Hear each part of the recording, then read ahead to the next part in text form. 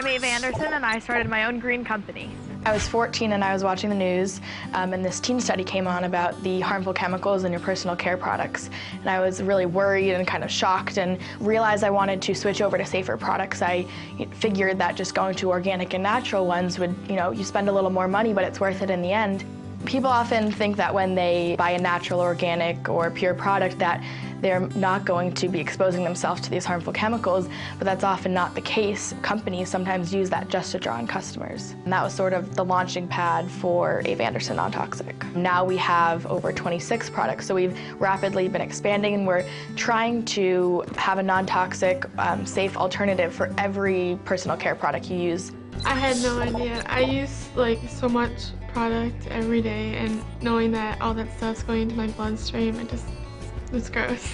Greenwashing is when a company says they're organic or pure or natural, but they often really aren't. Sometimes it'll just be like a big green leaf, or it'll have bamboo packaging and just anything to make you think it would be a safer product. And in some circumstances, they were even more toxic than their generic counterparts. So it's just sort of used as a marketing technique. There are products that do have lots of organic ingredients that are better than others, but they often still throw in those harmful preservatives and fillers and just really unnecessary harmful ingredients that you don't want to be putting on your skin.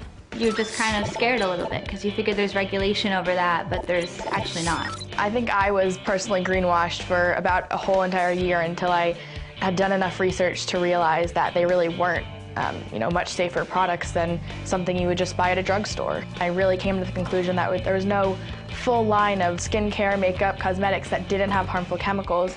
I started talking with my parents, and we agreed to go and meet with a private label manufacturer in New York, and I brought a list of all the chemicals I didn't want to be in my non-toxic personal care line. They didn't think they were able to do that, but we were able to push them, and they produced those first 6 skincare products for us without any of the chemicals I wanted, and we still use that skincare line today.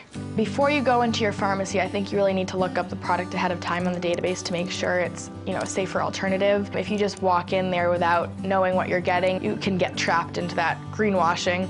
But I think just knowing ahead of time really helps you make that best decision for yourself. Hey, Biz Kid, don't get greenwashed.